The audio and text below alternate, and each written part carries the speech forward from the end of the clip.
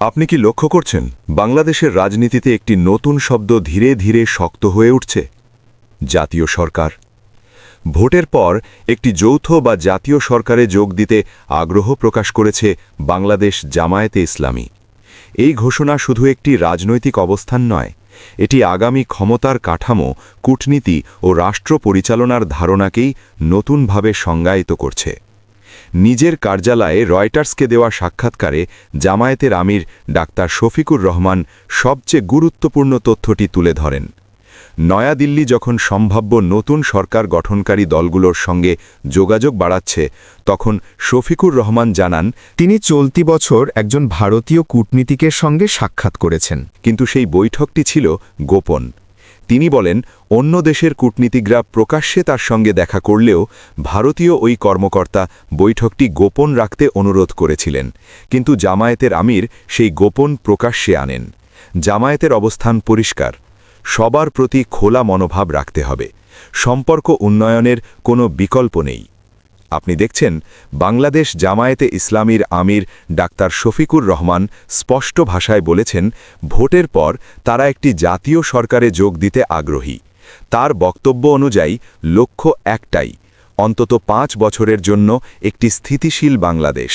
এখানে জাতীয় সরকার শব্দটি খুব গুরুত্বপূর্ণ, কারণ বাংলাদেশের রাজনৈতিক ইতিহাসে জাতীয় সরকার মানে শুধু ক্ষমতা ভাগাভাগি নয়, বরং একটি সমঝোতা ভিত্তিক রাষ্ট্র পরিচালনার মডেল।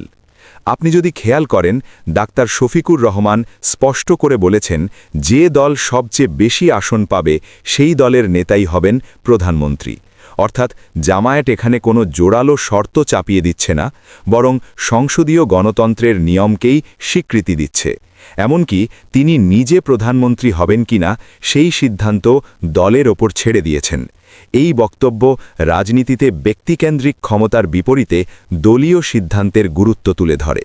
আপনি লক্ষ্য করবেন, জামায়াত এখানে একটি জায়গায় সবচেয়ে বেশি জোর দিয়েছে, দুর্নীতি বিরোধী কর্মসূচি। ডাক্তার শফিকুর রহমান বলেছেন, দুর্নীতি বিরোধিতা জাতীয় সরকারের জন্য একটি যৌথ লক্ষ্য হওয়া উচিত।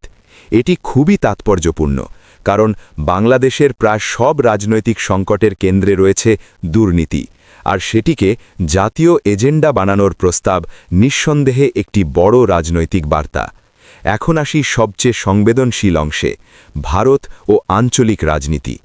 আপনি জানেন, শেখ হাসিনার ক্ষমতাচ্যুতি এবং ভারতে অবস্থান নিয়ে জামায়াত আমির স্পষ্ট উদ্বেগ প্রকাশ করেছেন। তার মতে এর ফলে বাংলাদেশ ভারত সম্পর্ক কয়েক দশকের মধ্যে সবচেয়ে খারাপ অবস্থায় পৌঁছেছে। তিনি স্বীকার করেছেন, ভারত দীর্ঘদিন আওয়ামী লীগের সঙ্গে ঘনিষ্ঠ সম্পর্ক রেখেছে, বাণিজ্য ও অর্থনৈতিক সম্পর্ক বিস্তৃত হয়েছে। আপনি যদি পাকিস্তানের প্রসঙ্গটি দেখেন, তাহলেও জামায়াত একটি ভারসাম্যপূর্ণ অবস্থান নিয়েছে। ডাক্তার শফিকুর রহমান বলেছেন, তারা কোনো একটি দেশের দিকে ঝুঁকতে চায় না, সব দেশের সঙ্গে সম্মান ও ভারসাম্যপূর্ণ সম্পর্ক চায়। এটি আসলে একটি মাল্টিডাইমেনশনাল ফরেন পলিসির ইঙ্গিত। আপনি যদি পুরো বক্তব্য বিশ্লেষণ করেন, তাহলে স্পষ্ট হবে, জামায়াতে ইসলামী এখন শুধু একটি রাজনৈতিক দল নয়, বরং সম্ভাব্য শাসন কাঠামোর অংশদার হওয়ার প্রস্তুতি নিচ্ছে। জাতীয় সরকারে যোগ দেওয়ার আগ্রহ, দুর্নীতিবিরোধী এজেন্ডা, ভারতসহ সব দেশের সঙ্গে সম্পর্ক স্বাভাবিক করার বার্তা, সব মিলিয়ে জামায়াত নিজেদের একটি দায়িত্বশীল ও রাষ্ট্রচিন্তাশীল রাজনৈতিক শক্তি হিসাবে উপস্থাপন করছে। আপনি কি মনে করেন, ভোটের পর একটি জাতীয় সরকার কি বাংলাদেশের রাজনৈতিক অচলাবস্থা কাটাতে পারবে, নাকি এটি হবে আরেকটি আপোষের রাজনীতি? আপনার মতামত কমেন্টে জানাতে ভুলবেন না। এই ধরনের গভীর বিশ্লেষণ পেতে নবকলি স্টুডিওর সাথেই থাকুন। সচেতন সমাজ গড়ার পথে একসাথে হোক পথচলা।